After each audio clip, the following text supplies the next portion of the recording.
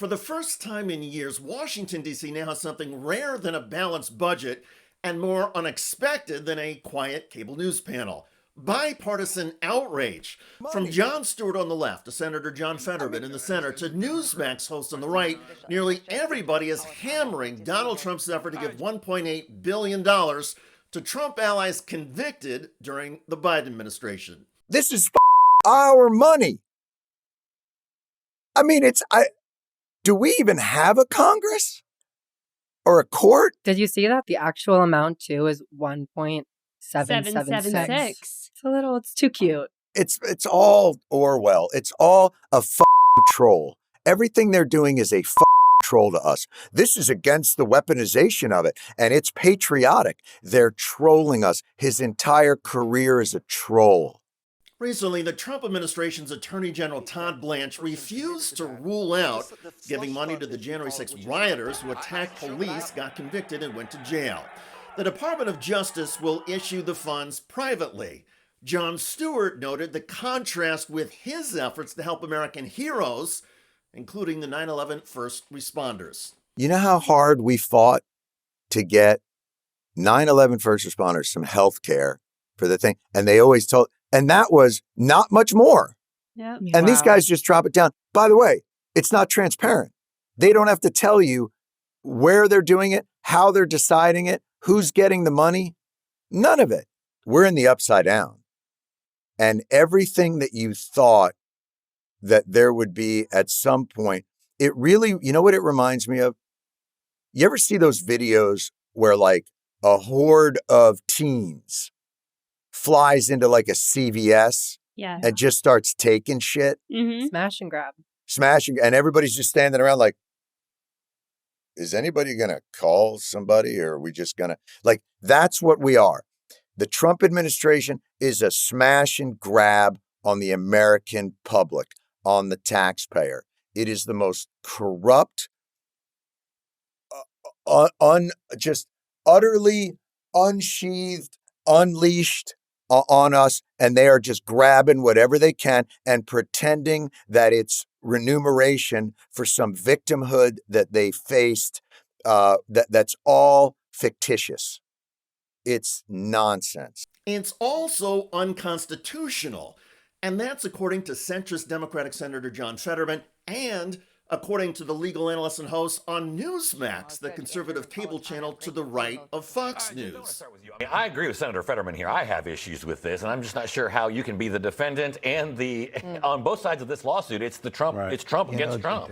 That's a reference to the $10 billion lawsuit Trump filed against the IRS in January for leaking his tax returns in 2019.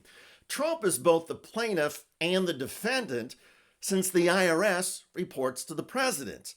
Here is Newsmax senior legal analyst Andrew Napolitano. Two major constitutional issues here. The first you raised.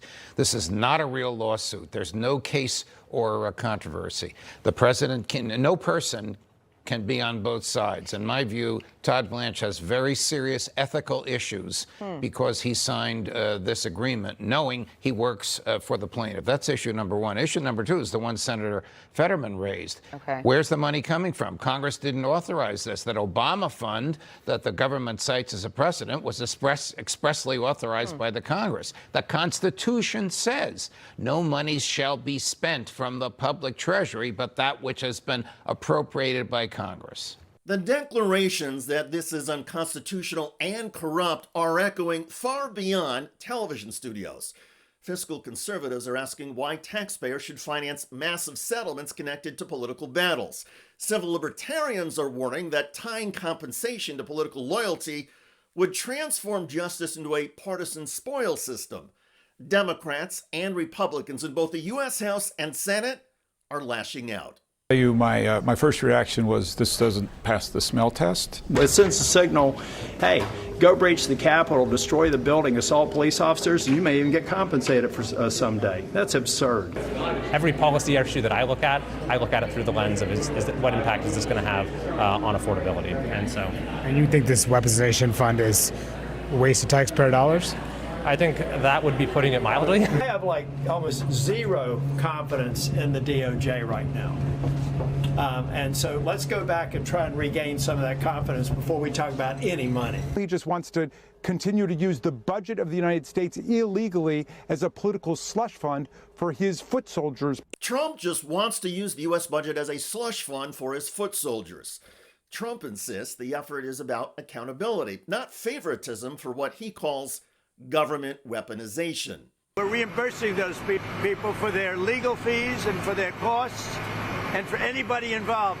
But there is already a fund when the government gets sued, loses, and has to pay out. In this case, the Trump fund could give money to allies tried and convicted for assaulting police officers. And while many Republicans are joining Democrats in speaking out and condemning the Trump fund, there are some Republicans, including House Speaker Mike Johnson, who are staying silent or say they don't know enough to make a judgment. Those Republicans refusing to cross Donald Trump are enabling his corruption. And as Jon Stewart noted, that's a very different political environment than what another highly controversial president faced. John, if you had to vote for one, Nixon or Trump? Nixon. If only to get the EPA. Yeah. Okay. I mean, Nixon at this point would be considered a gay communist in today's Republican Party. Yeah, Watergate is cute now. Watergate, yeah, like, wait a minute. You hired a couple of guys to break into a thing? That's adorable. I mean, Nixon, and by the way, Spiro Agnew went down because of a slush fund. It was just a little hint of a slush fund. But think about that in comparison to $1.8 billion of taxpayer money. In today's America, finding common ground between liberal comics, conservative media personalities, and lawmakers across the spectrum is nearly impossible. Yet this Trump controversy has done exactly that.